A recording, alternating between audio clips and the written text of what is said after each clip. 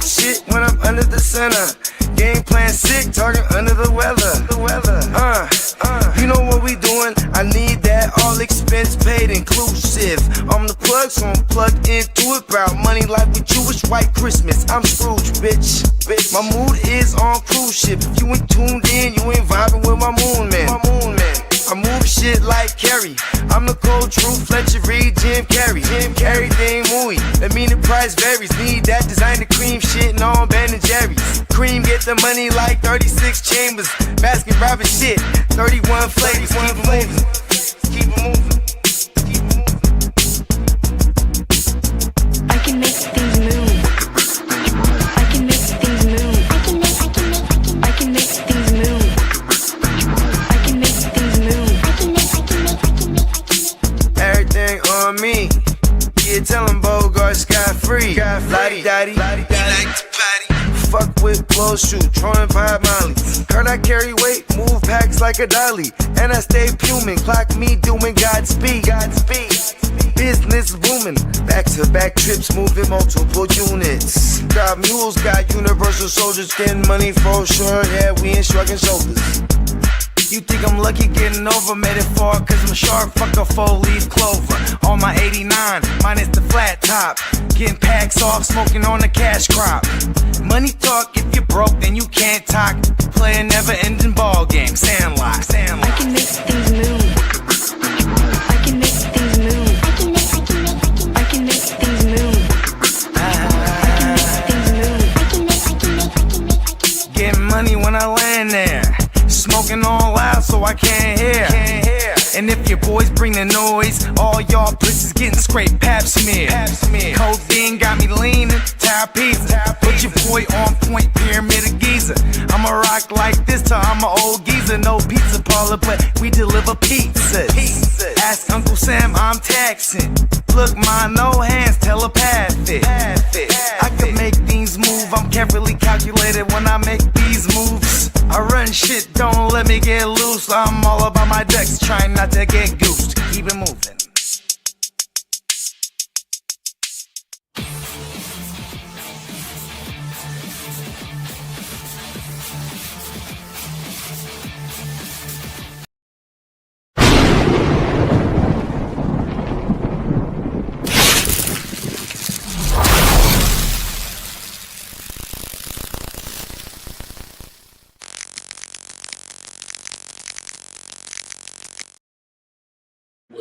What's up? With episode 24. Let's go. Let me shout out the chat.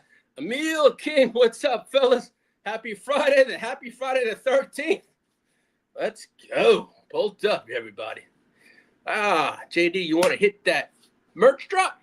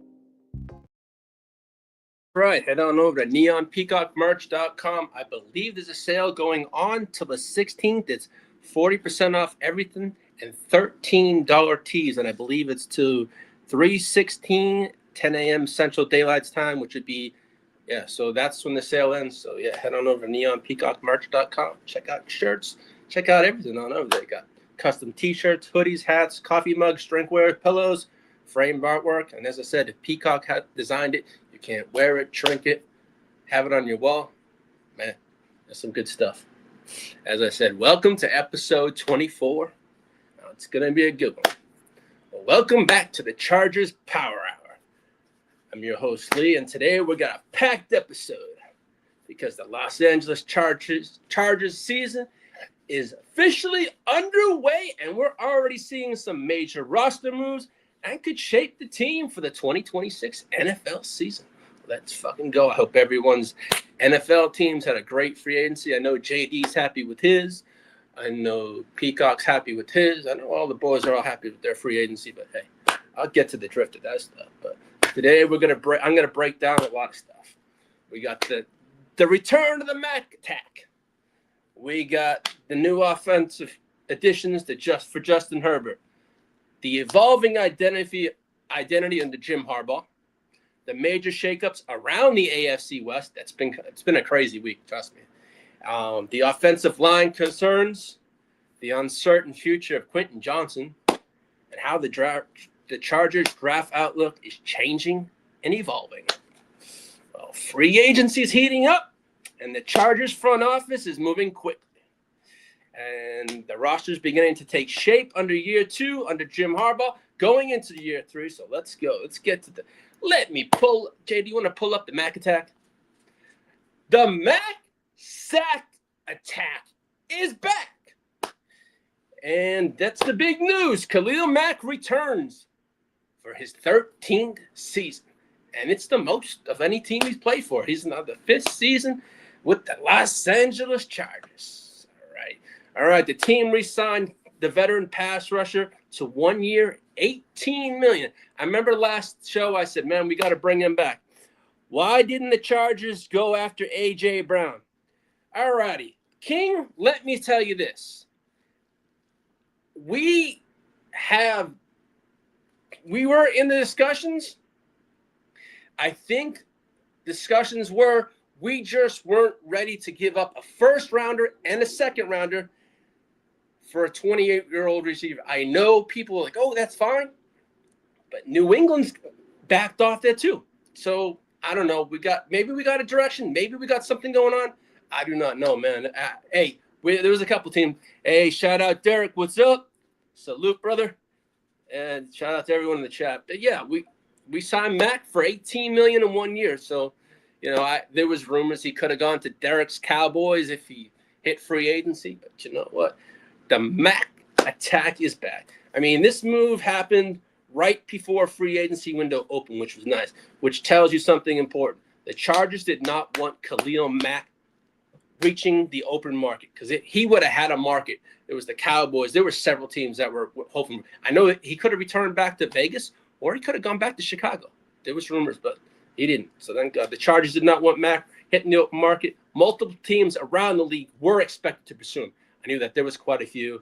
The contenders were reportedly monitoring his situation, but ultimately he came back to the Bolts, and that was good. I mean, we needed that. I mean, we did lose a key piece in free agency. So Mack enters his 13th year, and 2020 will be once again the anchor of the Chargers front. And honestly, when you look at his production, this move makes complete football sense for the Los Angeles Chargers. He has been an anchor for our line. And despite being one of the older elite edge rushers in the league, Khalil Mack is still playing at an extremely high level. So, to me, it was a must bring up. I mean, he remains one of the most technically defined pass rushers in football. Yes, he's old, but he hasn't really shown he's lost a step all the time. I mean, Emil says, well, A.J. Brown's not good fit for the Chargers. No, I mean, Emil, I did at a time. I thought it was more of a name with a knee, but I wasn't ready to give up the draft capital and all that stuff. So I was hoping we would have done something at receiver. I know we went after Shaheed and we went after Pierce. We offered Pierce $30 million, just like the 49ers and the Patriots, and he turned them all three down and went back to Indy. So, hey, Pierce got the bag, but we did offer him $30 million. So it says, hey, we were in the market for a wide receiver, but hey, it is what it is, what happens. But, to me, with Mack, one of the most getting Mack back it was huge, Derek. Yeah, it was, especially what we lost too. Yeah, but we lost one of the most technical defined pass rushers, a dominant edge setter against the run, a locker room leader. I think that's another huge key piece why he was brought back. He's loved in that locker room. I know Tully loves him. I know the whole edge rushing room. They love that guy, man. He's a leader for them, and I'm glad we have that presence back. He's also a tone setter for our defense. He brings. I mean, I watched He said, get those motherfuckers riled up. Is his speeches. I'm for it, but I'm glad we brought him back. He's a physical player. And for the team that wants to play physical hardball football, that's the man to bring back. Keeping Mack was critical, and we did that. But no, also about Mack, I mean, his impact and it's a legacy. I mean, let's talk about just how productive Mack has been since joining the Chargers. Over the past 4 seasons with the Chargers, he has recorded 36.5 sacks, 232 quarterback pressures, 91 point PFF grade. Come on now. We weren't letting that go out the building, and then we didn't do that. So those numbers are elite, and you're not going to find another person out there on the market with that. So and he was a locker room favorite, and it was, for us, it was key to bring him back. I mean, but what makes even more impressive with when they happen in his career, I mean, most pass rushers start declining around this stage in their career. Khalil Mack hasn't shown that, and that's one thing I'm loving. He hasn't shown it. He's consistently doing his thing. I mean, but Mack has remained incredibly productive because of his elite technique, power, leverage, and his football IQ. And that's the best part about the whole thing. I mean, and there's another interesting stat is since joining the Chargers, Mack has already surpassed his sack total from his time with the Chicago Bears and the Raiders. I mean, he's now 4.5 sacks away from surpassing his total from his Raiders tenure, which was, I think, it was Raiders tenure. I mean, that means the Chargers might actually be witnessing the most productive late career stretch of Khalil Mack's career. So that's pretty much remarkable for a player entering year 13 of your NFL career, especially an edge rusher. So to me, hey, that's the Jim Harbaugh identity. He likes hard-nosed football players. He takes no shit. He likes that kind of shit, I mean, but also one of the biggest storylines surrounding the Chargers right now is the identity shift under Jim Harbaugh. Harbaugh has always believed in very specific brand of football. It's hard-nosed football. His teams are built around physicality, running the football, controlling the line of scrimmage, winning the time of possession, and playing complementary defense. What's this? Are you worried about the defense now that Minter is not there anymore? To be honest with you, I know that's a big loss. But Chris O'Leary was here 2 years ago, so the familiarity with the system is, from what I've gathered, Emil, it's not going to change too much. But I think Minter, losing Minter is going to be a big loss. But I think it's not going to take. It's going to hit a setback. But you know what? I mean, there's always turnover with every team. Yeah, I think the defense is not good. It's gonna be a top. I'm glad we were top 5 last year. Hopefully we can stay there. But I'm gonna get to the point. We did lose a key piece. But at Michigan also with Harbaugh, his offense leaned heavily on tight ends, fullbacks, power running, and play action. So it's a whole new thing, but I really don't see too much changing from what I've read. Things are not really. I watched Chris O'Leary's press conference, and I've watched some other things. He says really not much is going to change, so that's a good thing. So I know we shall see. I mean, talk is talk, but action speaks loud on the field. So we shall see what happens in that one. But I mean, also for the Chargers, relied almost entirely on Justin Herbert's arm talent a lot last year to get us through. I mean, we had injuries. The offense often became drop back, throw back 40-plus times. Hope Herbert carries the offense. But under Harbaugh, we're seeing the beginning of something different. A balanced offense, a run game, and a throwing game. And it's going to be a little different. We have Mike McDaniel, so It's good. It's going to be a well-balanced offense. We're not going to see that Greg Roman offense. I think I was in a Chargers group yesterday, and someone called the Greg Roman offense ancient and old. You ain't lying. I ain't going to miss that shit at all for the world. I'm looking forward to what's going on. I mean, especially with free agency, what we've been doing, which I'm going to get to pretty soon. I mean, it's looking good. I like the additions. Yes, having all that money, we didn't go out and make a big, huge splash. We took care. Now, I have been I said it last week on the last episode. I was going to work on our new center's name. I spent about 90 minutes talking to myself, going back. His name is not Tyler Badass. His name is Tyler, what is it? Biotish. That's it. Tyler Biotish. I was saying badass so much on the last episode. It's Tyler Biotish, the center. That is his name. It's Tyler Biotish, not badass. But hey, I knew I'd get it. It was the pronunciation I had to work on. That's what I had to work on. But no, JD, you want to pull up the additions pictures, our free agency picture for the additions? All righty. I just mentioned we started free agency. Well, we bought Mike McDaniel brought back some familiar faces. And it seems like the Chargers like to deal with the Ravens quite a bit also too. But we did bring in Alex Ingold. We brought in Cole Strange. We brought in Charlie Kohler and Keaton Mitchell, who was just signed yesterday, who's going to be a wonderful addition to help Amari and Hampton. I mean, let me get to the Alex Ingold signing. The Chargers signed Alex Ingold to a 2-year, $7.5 million contract. Technically, the breakdown, he's getting about 3.9 year one and then 3.75 the second year. But Ingold was widely considered one of the best fullbacks in the NFL. We saw what he did in Miami, open up the holes, pause for Devon A-Chain. So to me, hey, bring him on over. Maybe we can do the exactly same. And this is going to help the run game dramatically. I've watched tape on Ingold and other players, and he does do he's a wonderful fullback, and his PFF grades were great in there. So, I mean, during his time with Miami, he helped was the lead back for one of the league's most explosive offenses. He brings several, y'all got a good guard. Yeah, Cole Strange and Mill, that was a good one too. There was some additions that I did like.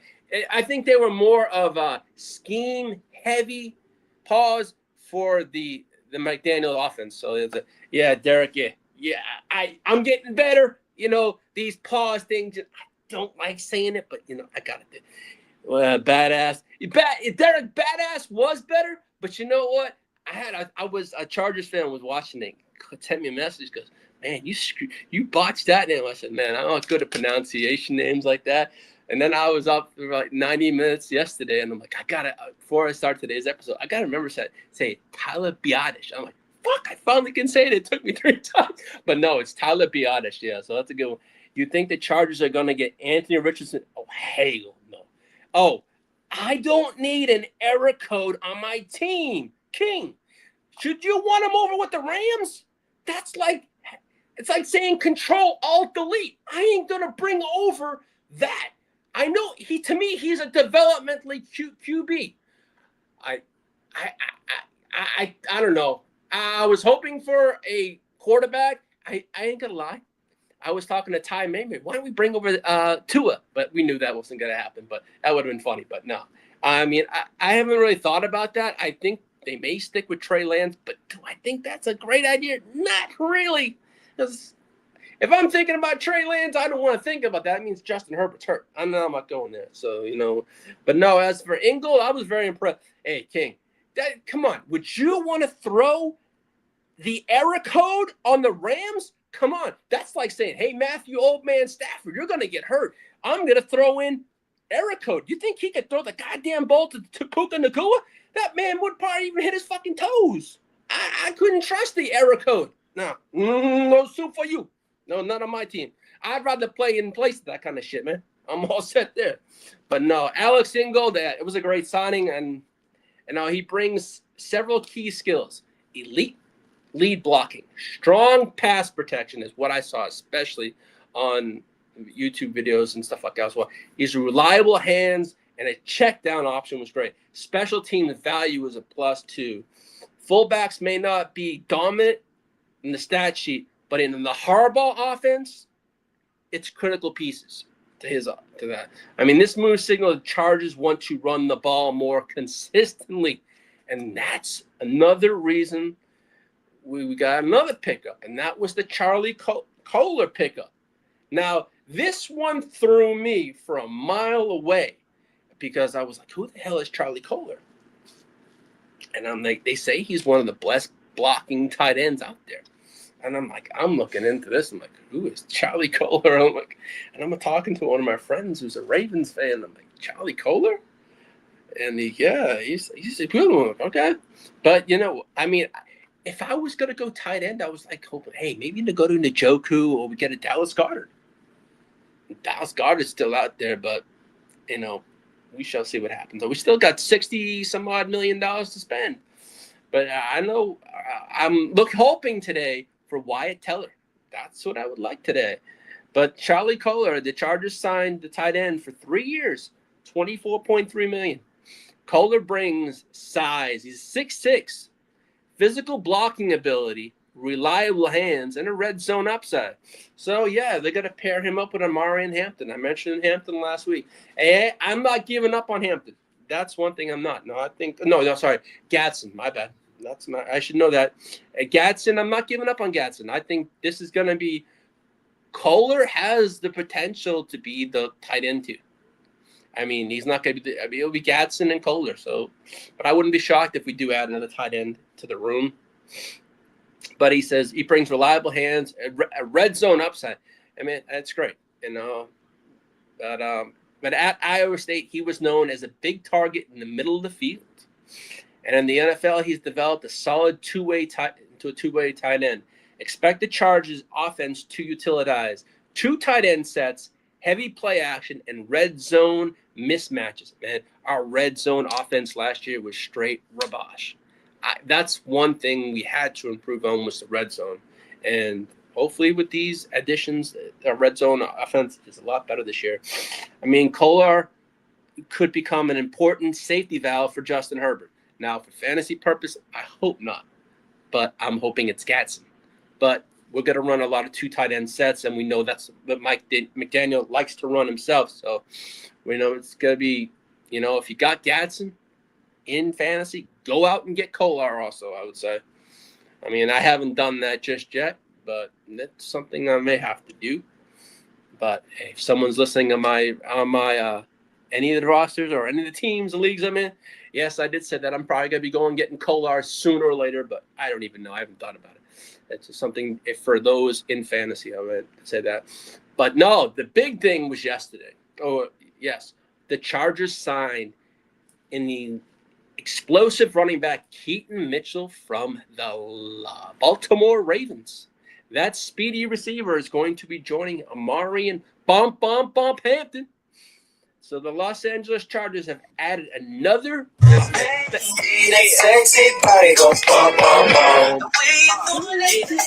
Yeah, so the Chargers have added another explosive weapon to their offense, signing Baltimore Ravens Keaton Mitchell to a 2-year, $9.25 million contract with $5 million guaranteed.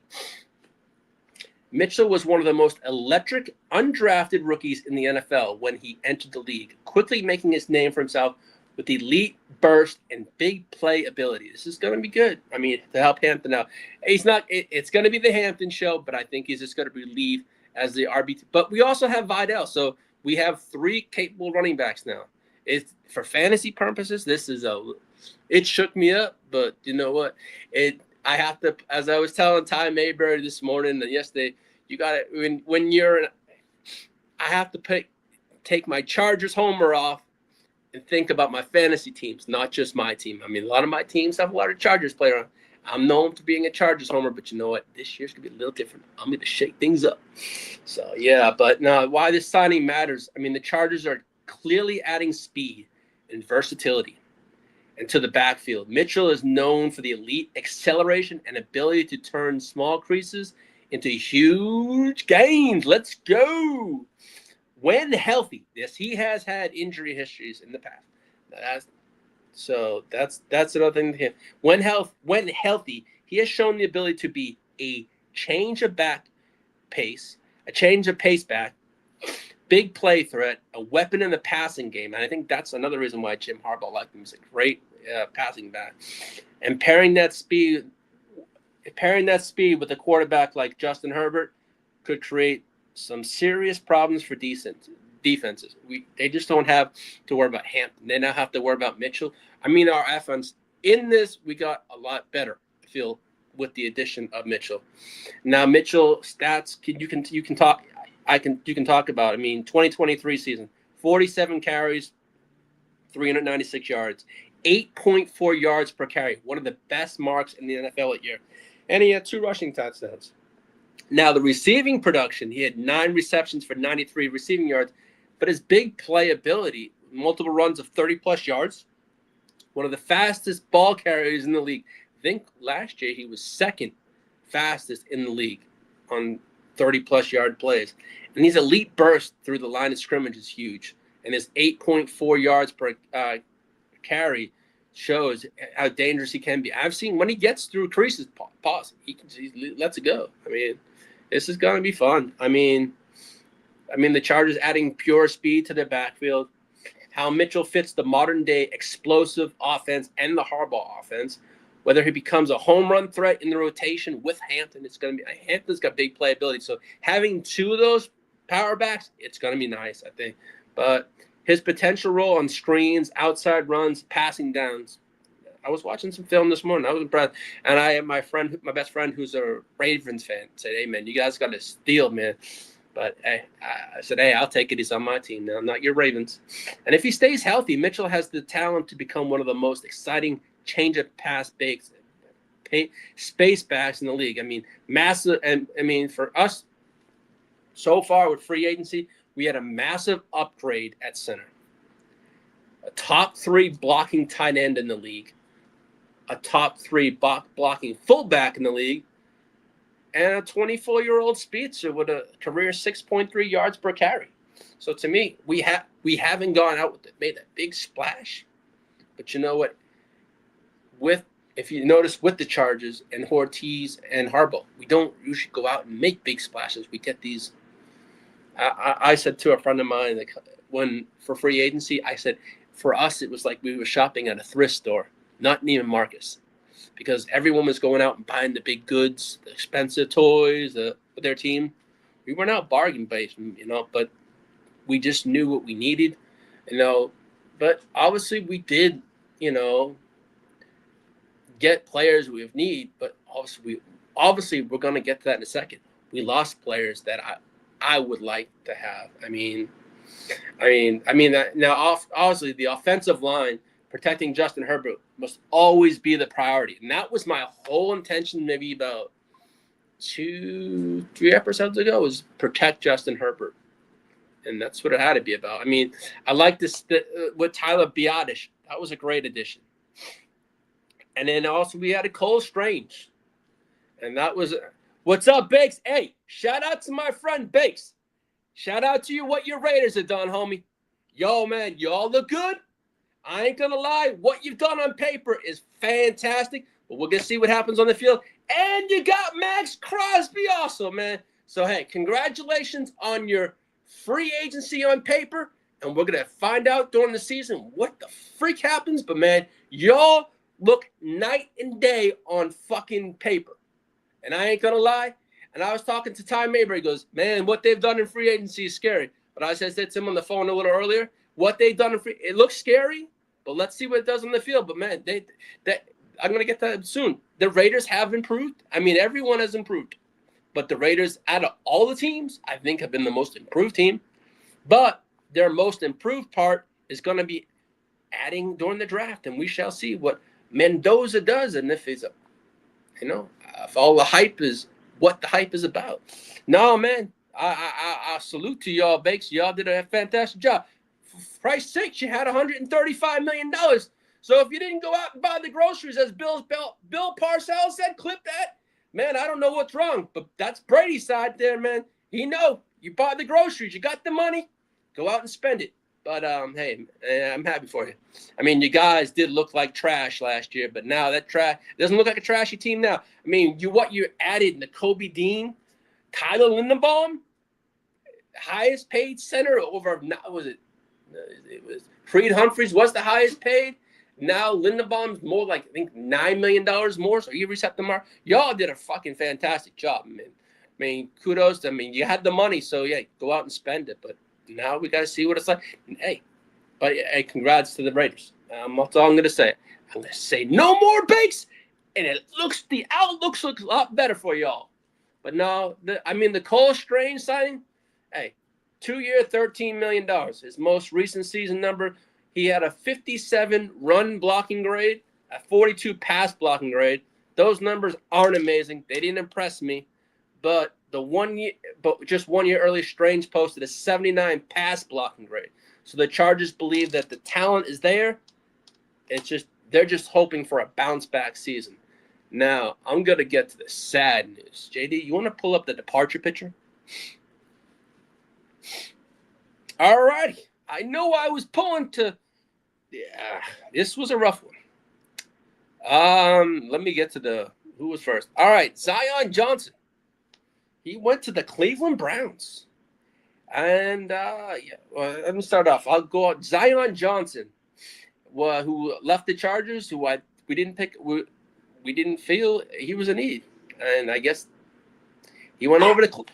Oh, my dog's getting the Johnson signed a 3-year, $49.5 million contract with the Cleveland Browns. That's with $32 million guaranteed. That deal averages about $16.5 million per season. So obviously he probably outpriced himself with us. And hey, I wish him the best in Cleveland. Excuse my dog. Left condo.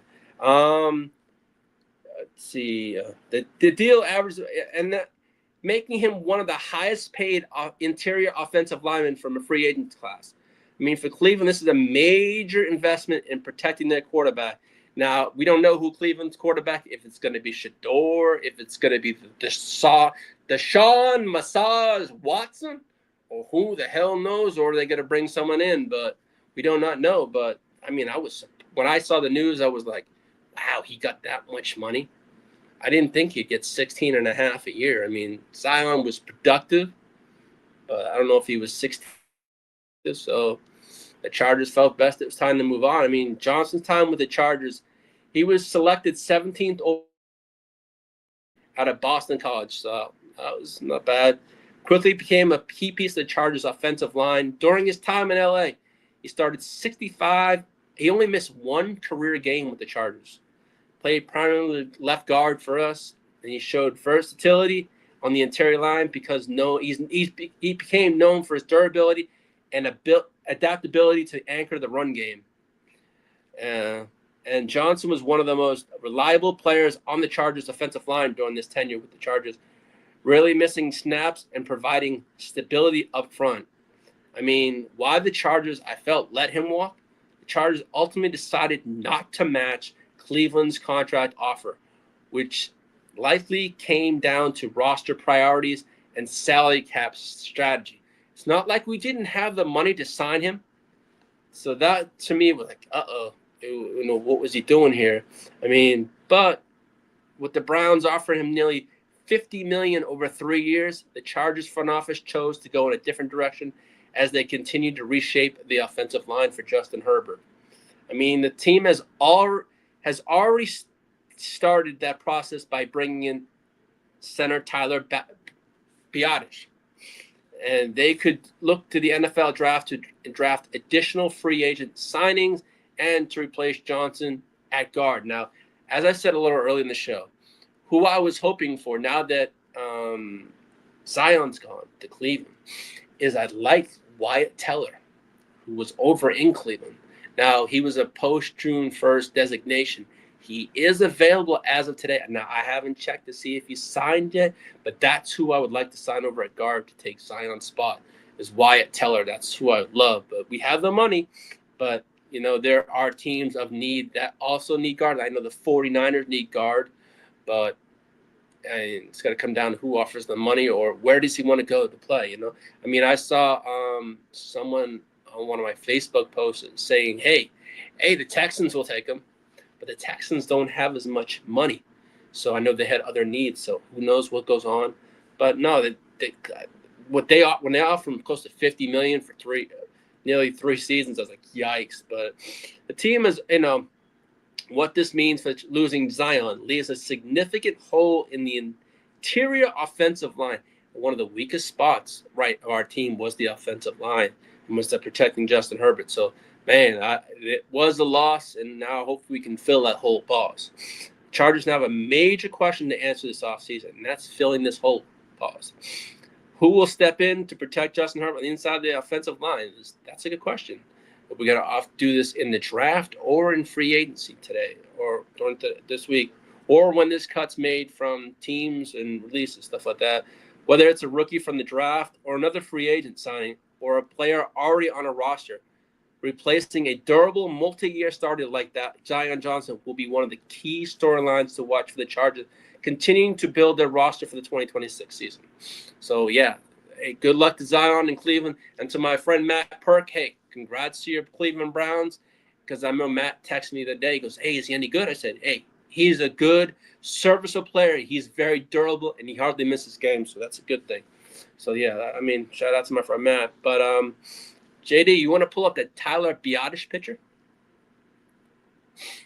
All righty. So, yeah, I told you we signed a center. Well, Tyler Biadasz, welcome to the Bolts. The Los Angeles Chargers made a key move before free agency, and that was to sign Biadasz to the offensive line, and that was signing Tyler Biadasz. 3-year contract for $30 million. I know I was pushing for Linderbaum, and I was pushing for Connor McGovern. Both. Well, we saw what Linderbaum got to the Raiders. He reset the market. It was I think he got like $81 million. And then like some crazy number in guaranteed. So he reset the market. And I knew once we signed Biadasz, Linderbaum and McGovern were totally out. No way were we going to do that. I mean, we had the money, but it wasn't worth spending all that money on one position when we had multiple needs and multiple positions to take care of. Well, the Los Angeles move made a strengthened offensive line. Biadasz got a 3-year, $30 million, as I said, with the Chargers, which averages about $10 million per season. The move gives the Chargers a proven veteran in the middle of the offensive line as they continue to rebuild the trenches. I always say Harbaugh likes to build from the trenches out, and this is build around Justin Herbert. Biadasz arrives with the Chargers after stops with the Dallas Cowboys, my boy Derek's team, and the Washington Commanders, bringing experience and leadership to the Chargers offensive line that badly needed stability. Man, we had one of the most joke of a center, and that was Bradley the Clown Bozeman. Bye-bye, clown. You're gone. You're bye. I don't have to worry about your candy ass on my team anymore. That man was a joke. But Biadasz, looking at his most recent season, Biadasz put together a solid year in the pass protection and the run game. 2025 season, he had 21 pressures allowed, 3 sacks allowed, 67 pass blocking grade, and a 71 run blocking grade. That's excellent compared to what we had. So, I mean, those numbers show a center who was reliable in both phases of the offense. His run blocking grade above 70 highlights his ability to create lanes in the running game while limiting pressure and sacks in the pass protection. Now, that's going to be better for Justin Herbert and for Amari and Hampton. It's going to be great all around. I mean, his experience and his career background, Biadasz brings plenty of NFL experience to the Chargers offensive line. Drafted 4th round in the 2020 NFL draft. Went to Wisconsin. Pro Bowl in 2022. Career games, 92. Career starts, 84. Before entering the NFL, Biadasz was one of the most decorated offensive linemen in college football, winning the Remington Trophy in 2019, which is awarded to the nation's best center. So it's not like, hey, we didn't spend a lot of money on a center, but we got I remember saying 2 episodes ago, this wasn't about signing a huge name as much as I'd want. It was about signing a serviceable stability at the center position that just did enough. But hey, we didn't have to spend so much money. We spent 10 million, 30 for 3 years, but we have a center for 3 years. So something that I can say, hey, this is better than what we had, and I'm happy with that. Why this signing really matters for the Chargers? This signing is an absolute stability in the middle of the offensive line. And as I said, the center is the quarterback of the offensive line. So this is going to be a clog and a stability the Chargers didn't have. We had a joke of a center. We always had someone that was just like, it was like a rotation. When Bradley Clown got hurt, we didn't have. Now we have stability. I mean, the center position is responsible for the calling out the protections, adjusting the run blocking schemes, communicating with the quarterback pre-snap. I mean, Biadasz is a full-time starter for several seasons, and his experience should help anchor the Chargers' offensive line and improve the protection for Justin Herbert. So that's going to be a plus. I mean, at $30 million for 3 years, that was a steal. We're getting a starting caliber veteran center at reasonable price, especially for today's offensive line market, which has been high. So yeah, if Biadasz plays to the level he showed last season in Washington, he could end up being one of the most underrated moves in this Chargers offseason, and a move designed to bring consistency, toughness, and leadership to the offensive line, which we badly need. I would know it's stressing offensive line episode in out. Offensive line. I mean, so right now, as a free agency breakdown, Biadasz, Ingold, Strange, Kohler, and also the running back, Keaton Mitchell. We re-signed Khalil Mack. Now, I was talking to JD backstage, and I always talk trash about Trey Pipkins. I know Money Mayberry. We hate his ass. We're waiting for him to be cut. Well, the Chargers re-signed him. That's just a joke, and I think he's going to be nothing but a rotational piece. That's it. Not a starter. Yes, the JD said I would address that. Unfortunately, we did bring back Trevor Penning. Oh, that was bad. Now, Dane Leonard we brought back. Deshaun Phillips we brought back. Now, as I said, the departures was Zion Johnson. Owe was that. Now, Owe was yeesh. That was I know I wanted to bring him back, but I'll get to that in a minute. And we also brought back Benjamin St. Justine. Oh, no, we lost him. Sorry. He went to Green Bay over to JB's team. And I congratulated him. I said, man, you picked up a hell of a player for an undrafted free agent who we got last year, who balled out for us. And he had a hell of a season. So congrats to him. But we also released Mekhi Becton, bye-bye, Will Disley, and Savon Washington. Now, as I said, JD, you want to pull up the AFC West player picks? That's going to be like what the division's going to look like. Shout out to my friend Bakes, who was just in the chat. So, JD, it's got about 4 players on it. It should be there. It's not. If not, it's all good. Well, the AFC West shakeup and major NFL trade news. We know about the Max trial, but that didn't follow through. So all that, but the Raiders did get a lot better. I mean, they got Nakobe Dean, Linderbaum. They got quite a bit on over there in Redland. I mean, but and then you also saw Trent McDuffie. He headed on over to the Rams. So the AFC got weaker. And I thought it did get weaker when Max Crosby hypothetically left for a few days, and that trade didn't fall through to failing a physical. But, man, I've never seen some shadiest shit in my life. You think if you're a GM, you do all 150% all on the medical stuff. But seriously, how do you just not go through and say, hey, he just had surgery 8.5 weeks ago and he's got to be ready for the season? Oh, man, that was a joke. I mean, the Ravens just, I don't know why you don't do due diligence, but, hey, they got their 2 first-round draft picks back. But, it's just some crazy stuff. The AFC West did get better. I mean, the Raiders, obviously the Kansas City Chiefs got better. They picked up the Super Bowl MVP. They're the Queefs. There always will be the Queefs to me. Ain't no Kansas City Chiefs. They're the Kansas City Queefs. Yeah, so K9's over there with the Chiefs now. The Super Bowl MVP's now with the Chiefs. McDuffie's with the Rams. Hey, congrats, King. You guys needed that. And that might be a piece to y'all possibly doing quite well next year. But, hey, congrats on that one. But, actually, yeah, let's see. The Rams signed McDuffie for 4 years, $124 million contract, and $100 million guaranteed. God damn. I mean, he's the highest paid cornerback in NFL history. I mean, that signals that the Rams are going all in on defense, adding a young they gave up a first-round draft pick for him, too. A young all-pro corner to anchor their secondary for the foreseeable future. But no. But why this matters for the Chargers, even though all these moves happened outside of the Chargers organization, they still have league-wide ramifications and implications. For the AFC West, the biggest takeaway is simple. Well, Max Crosby's still a Raider. And I thought he was gone. I was like, oh, man, we don't see Mad Max for 2 times.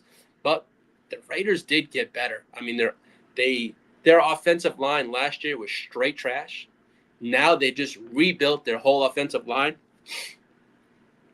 I mean, this means the Chargers' offensive line, including the new additions like Tyler Biadasz, will still have to deal with one of the most disruptive pass rushers in football in Max Crosby.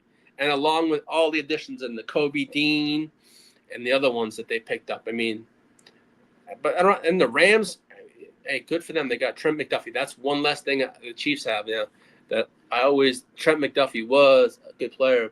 Shows how aggressive teams are becoming when it comes to building an elite defenses. So on that one, but I just thought it was wild with the Max Crosby trade. But JD, you want to pull up that Quentin Johnson picture? That was the picture earlier, but yeah, the QJ picture. Yeah. Now, there was rumor when free agency started. I remember saying it last week that QJ was mentioned as a possible trade target. Well, nothing has happened or transpired just yet that I know of. One of the biggest storylines surrounding the Chargers right now is the future of wide receiver Quentin Johnson. Former first-round pick of 2023 has reached a critical point in his career with the Chargers. Team must soon decide whether Johnson is part of the long-term plan around the quarterback, Justin Herbert, or do we move on? I mean, Quentin Johnson's recent production. Let's see. I mean, Johnson showed improvement over his last season, and the best year of his career was in 2025. 51 receptions, 735 yards, and 8 touchdowns. While those numbers show progress, Johnson still hasn't had a 1,000-yard breakout season. Many expected that from a first-round receiver. Maybe we get that this year. I think it's a make-or-break year for QJ. I mean, he has flashed big play ability, red zone production, but the consistency, including drops early in the career, his first year, has been one of the biggest talking points around the league and in his development. But the 5th-year option decision is around the corner on May. I mean, we're going to make a decision by May 1st. I mean, because Johnson is a first round, the Chargers can choose to pick up the 5th-year option at $18 million for the 2025 season. That option would cost the team about $15.9 million for 1 year, and it becomes fully guaranteed if exercised. So the Chargers front office has to ask themselves a big question. Is Quentin Johnson nearly worth $16 million for 1 season? Right now, that big decision is looming, and that's a decision we got to make. Now, for me, QJ has shown dramatically improvement the last 2 seasons. Do I think we would bring him back? I think we do. I'm going to say this. I think we do, but a lot of people think we shouldn't. So, it's a decision that's going to be looming, and we shall see what happens. I mean, but trade rumors were swirling that he could possibly be involved in the deal. I didn't see anything. I knew A.J. Brown speculation. Could he be part of a deal, or was he being shopped? His name was floated out there by who was it? Tom Pelissero put the story out there. It was Quentin Johnson, Rashad Bateman, and a few others that were on there. But no, but multiple reports say Johnson's name was been launched in a trade. League insiders like Palisaro, they all put that out there. They were open to moving him.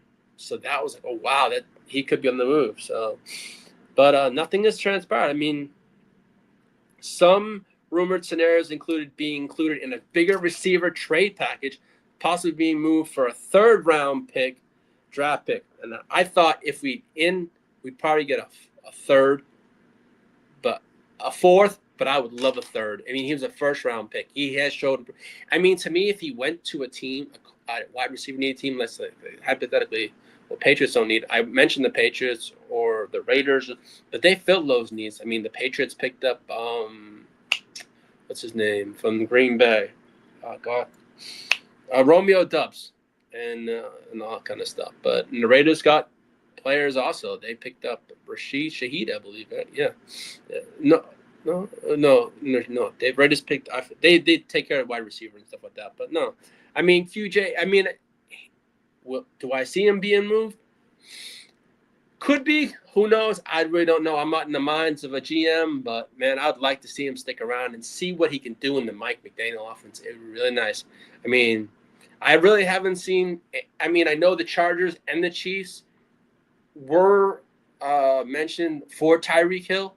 Now, I think if Tyreek Hill, and Bogey said it on our show this morning, if Tyreek Hill does come to the Chargers, it wouldn't be probably around June because he has that surgery coming up or whenever he has it to see it. But I don't know what's going to happen on that, But, and then do we pick up the option of QJ or not?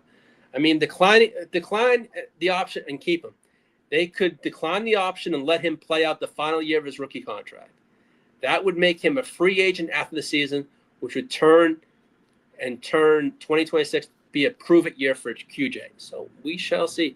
Now, if we trade him, if the Chargers are serious about upgrading the receiver position, it's really hard to trade him right now when there's really not many options out there. So we basically put the nail in the coffin on that trading him because there's no one out there right now. So that I see happening. But reports say teams like the Patriots, the Jets, and the Eagles were all potential landing spots for him if a trade would happen. But nothing did transpire, or I don't know if anything's going on right now.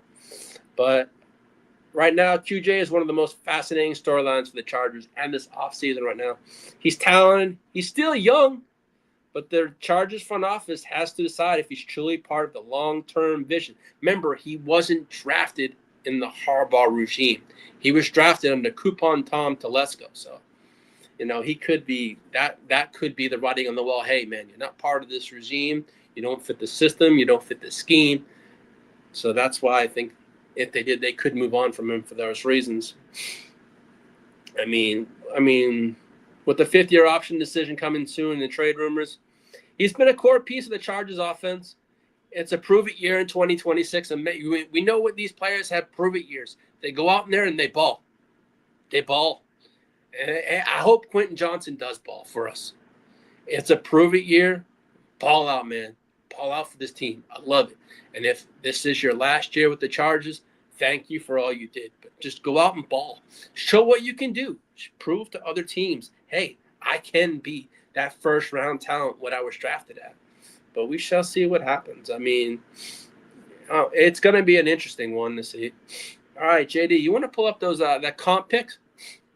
It's a white picture. All right. With losing Odafe Owe and Zion Johnson. So we are going to receive, I think, a third-round comp pick for Owe. And I believe it's a fourth. No, hold on. Let me not say that because I do have the information here. All right. So one of the storylines on the radar for the off involves the Chargers and the potential comp picks. For anyone who may not know about the contemporary picks, are often extra draft selections awarded to the NFL teams that lose more qualifying free agents during the season. And these picks typically awarded to between rounds 3 and 7 in the draft. Right now, the Chargers are projected to receive one contemporary pick in the 2027 NFL draft. Now, as for over the cap said, for losing Owe, and he signed a major deal, we're going to get a third-round pick. Now, as for Zion Johnson leaving, we're going to get a fourth-round pick. But I also read on the Zion comp pick. However, there's another part of the equation involving Zion Johnson. Initially, the Chargers are projected to receive a fourth-round comp pick, but tied to Johnson leaving and free. But the projection changed. When the Chargers signed Charlie Kohler, that move canceled out the potential fourth-round comp pick tied to Johnson's departure. So we're only going to get a third-round pick now. I never knew that until I read more about this. Like, that's crazy. But to me, as I said earlier, I don't like shopping at thrift stores. I'd rather shop at Neiman Marcus. But I know Joe Ortiz did this in Baltimore. I'd rather go out and get a cape. I sent the JD backstage. It's like having a tier in fantasy. Tier players. You're going to have your tier 1 free agents. Then you're going to have your tier 2. I want to go out. We had the money. I wanted to get out and go out and get tier 1 protection for Justin Herbert. I don't want to get bottom of the barrel players that are just like, hey, that's going to walk on through. I want someone that's going to protect Justin Herbert. But you know what? I mean, free agency's not done. I shouldn't say that.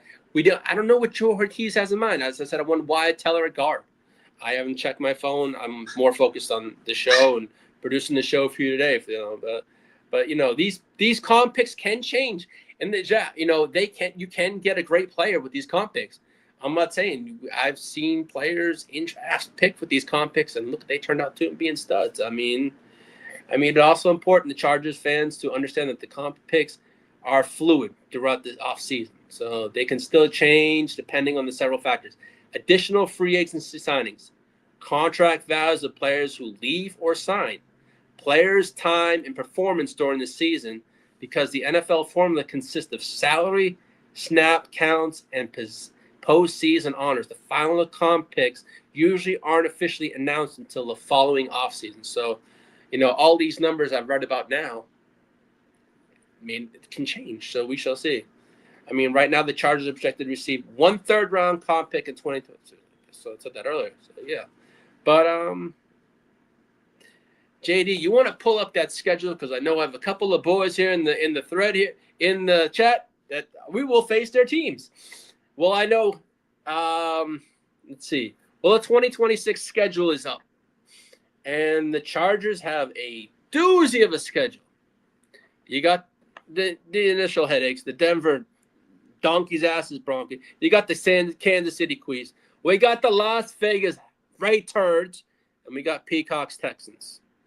We got also JD and Bogey and Steamboat and 49ers. We got Gang Green New York Jets. I got the Cardinals, and we got the New England Patriots. Those are the home games. Now the away games. We got the Broncos, the Chiefs, the Raiders.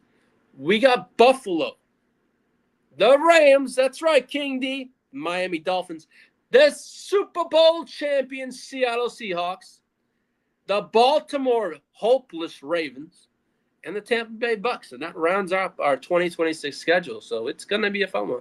Even though the NFL, we already know, the schedule, we just don't know the dates. And that come around May 13th, we're going to have a schedule release. And when that schedule comes out, man, I'm going to break it all down, and I'll decipher it and see what goes on. The Chargers are going to play the AFC rivals twice, as always. We're going to get the NFC East and the NFC West. That's right, JD. We get y'all, and we get the Super Bowl champs, plus a few additional matchups that are going to be kind of fun. I'm looking forward to that one. But when that all comes down, we'll break it all. I'll break that schedule down, because there's 8 home games and there's 9 road games. So it's going to be fun. But, yeah, it's going to be a fun one this year. The schedule is a little tougher. But you know what? Let's see. I got Chase for the Broncos. I got Kansas City Chiefs. I got Mark Davis's Patriots. I got Bakes' Raiders. I got Kidder's Jets. Arizona Cardinals.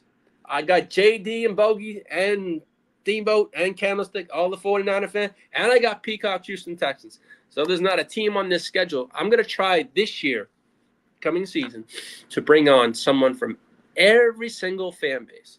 I know quite a few people, but all I'm missing is Broncos, Cardinals, and a few other teams. And the Buffalo. I may bring on my friend Robert, who I play fantasy baseball with, and he's a diehard Bills fan, but I don't think he's a big person of being on camera. So I might have him tape something and then send it in. So it'll be kind of fun. But I'm going to try and get everyone. I know I do have someone, a friend of mine, who was a former Charger fan, and he now is a Baltimore Ravens fan. He was just like Kidda.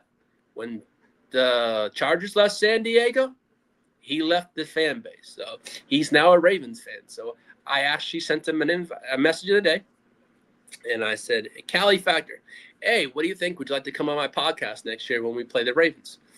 And you can shoot your shit, talk your shit, all you want about your team, and we'll have a good time. Breakdown. He goes, oh, sure, I'd love to.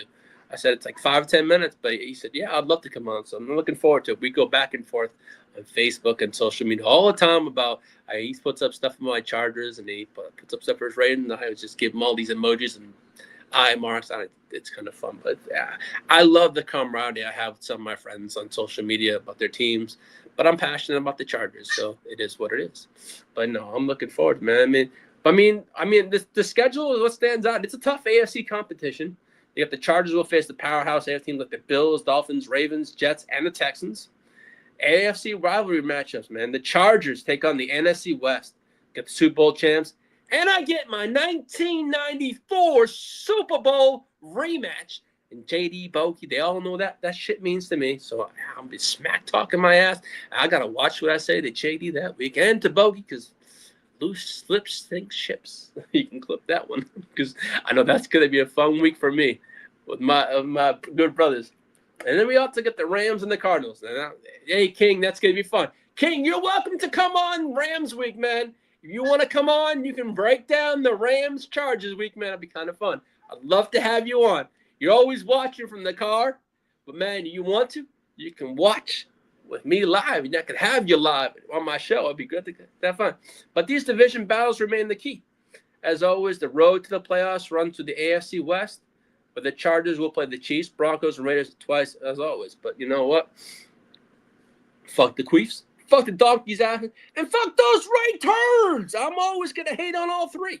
Bakes, love you. It's a good brother, my friend. To my friends that are Queefs fans, fuck you, fuck those Chiefs. But on that, you know, my final takeaway on that, the schedule's gonna be fun. It's gonna be a challenging schedule, but I think we'll get through it perfectly fine. But I'm looking forward to breaking down against elite AFC contenders, physical NFC teams like the 49ers, the Seattle. Yes, Staffy, I know you hate the Seahawks. We hate them too. So does JD and so does Bogey and the Super Bowl clumps. But no, we'll do that. But no, as I said, my final thoughts is the Chargers off. What's up, Tino? Team leader Tino in the house. King, the Chargers, if healthy, got it. You know what, man? I love that energy, King. I love your brother, and you always tune in. I appreciate you, man. But no, I really do think we got a schedule. But you know what? If keyword for the Chargers every goddamn year, it's about staying healthy. We don't stay healthy. Man, that's the bottom line. If we can stay healthy, I like our shot. I know we have a tough son of a bitch of a quarterback. It showed. But you know what? The pieces we've had this year in free agency, I'm liking it. We got a center. We got Ingold. We got Kolar. Hey, the run game just got a little better. How do you feel about old man? Hey, Tino, I said it earlier. I'm glad that Mack is back. He might be an old man. But then again, if he hit free agency, I wouldn't be surprised if your freaking Cowboys signed him. So he may be old, but Jerry Jones was really hoping he hit free agency because that's Jerry Jones wanted to sign. He was hoping they try to bring Mack in. So, man, he might be old, but he's still productive. He's still putting up those numbers. But, yeah, he's getting up there. But I think this would be the final swan song for Khalil Mack. But, hey, either way, I'm going to take it. You know, O'Leary's about to blitz the coming. Yeah, he's going to start blitzing the shit out of people. Yeah, I know that shit. Yeah, I've been watching a salute to Tino and salute to Derek. That's the Cowboy Nation in the house. You fellas got some, you guys did well in free agency. But as Derek always reminds me in our little thread back and forth, We got to sign George Pickens. God damn it. Derek's like, we've done our signing, but we haven't signed George Pickens just yet. I go, yeah, Derek, that's the main priority. But, man, I don't know, man. I know for Derek, I know for Tino, they want that man signed. But right now, not having him signed, it's kind of crazy what's going on with Cowboys Nation over there. But hey, living here in DFW, man, I see all this Cowboy shit. Anytime I see any kind of Dallas Cowboy news that I'm putting together for our show, first person I send it to is Derek. Because I swear to God, older I got, my memories are so shot. As soon as I see a team, if it's the 49ers or the Cowboys or anything related to any of y'all, I always send it to y'all first, and then I send it to the thread in my notes because it's, oh, man, he's going to lose it sooner or later. But no, man, on the final thoughts, the Chargers offseason is officially underway. And the early moves revealed, hey, they have a strategy. Bringing back the Mack attack shows the team believes it can compete right now. Adding Alex Ingold, Charlie Kolar, and the rest of their crew. Man, it's going to be a more physical Harbaugh identity. As I said, he likes a certain kind of offense. He likes them tough. He likes them physical and likes hard-nosed football. And that's what Bogey and JD always told me. When you sign Harbaugh, hit the kind of football the man likes. And it's kind of nice to have two brothers that, hey, can I pick about what is Harbaugh about? Yeah, he was their coach. But, but there are still big questions for me also. The offensive line needs to freaking be fixed. It's being fixed, but to me, am I satisfied? I'm not fully satisfied. I think the old man, Mack, chasing, I think the Chargers keep him. They got a ton of money. Yeah, we signed him for $18 million, so obviously it was the investment. I think this, but I do think this is his last year. He said it last year that if he did it one more year, that would be it. And hopefully he goes out. I'm not gonna say I was almost gonna say a winner, but I'm gonna say I hope he goes out in style.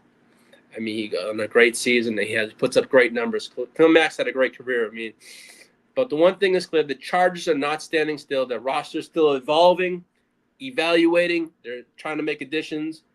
And the 2026 season foundation is being built right now. And that's going to be a wrap for episode 24, the Chargers Power. Follow the channel, the Power Hour. Follow the Gen Wealth. Also head on over to neonpeacockmerch.com. Check out Peacock's YouTube channel. I mean, and also follow us. Wake your game up for Tuesday. I mean, JD's going to be back. We missed you today, man. The show is different. It is. But it's always good to see you, though, man, and have you back there running the shit. You always do a killer job. But also head on over to neonpeacockmerch.com. Take full advantage of the 40% off statewide. 40% off, and then the $13 tees. I believe it's going on till the 16th, if I'm recall. So all that stuff. And I'll tune in, and I'll catch you on the next episode. Thank you for joining me. Have a wonderful rest of your Friday the 13th. And y'all have a great, blessed, safe weekend. And bolt the fuck up. Let's go, Chargers! And good luck to everyone on the rest of their free agency. And JD, thank you. To y'all in the chat, peace. Have a blessed one.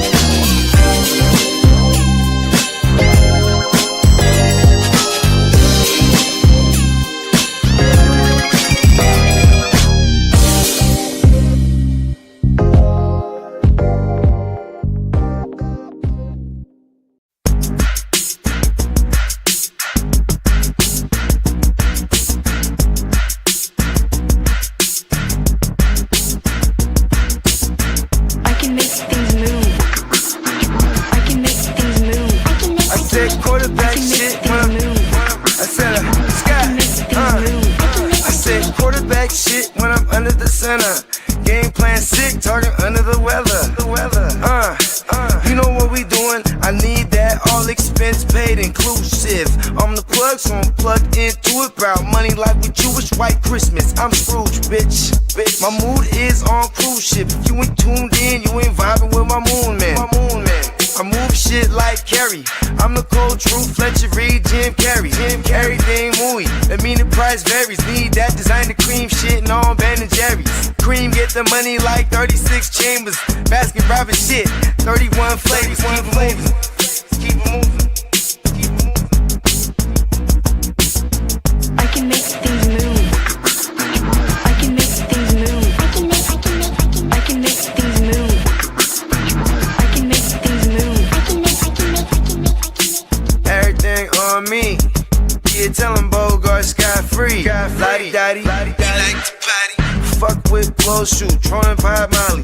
Heard I carry weight, move packs like a dolly. And I stay fuming, clock me doing Godspeed. Business booming, back-to-back trips, moving multiple units. Got mules, got universal soldiers, getting money for sure. Yeah, we ain't shrugging shoulders. You think I'm lucky getting over, made it far, cause I'm sharp, fuck a 4-leaf clover. On my 89, minus the flat top. Getting packs off, smoking on the cash crop. Money talk, if you're broke, then you can't talk. Play a never-ending ball game, Sandlot. I can make things move. I can make things move. I can make things move. I can make things move. Getting money when I land there. Smoking all loud so I can't hear. And if your boys bring the noise, all y'all pussies getting scraped, pap smear. Codeine got me leaning, tap pizza. Put your boy on point, pyramid of Giza. I'ma rock like this till I'm an old geezer. No pizza parlor, but we deliver pizzas. Ask Uncle Sam, I'm taxing. Look, ma, no hands, telepathic. I can make things move, I'm carefully calculated when I make these moves. I run shit, don't let me get loose. I'm all about my decks, trying not to get goosed. Keep it moving.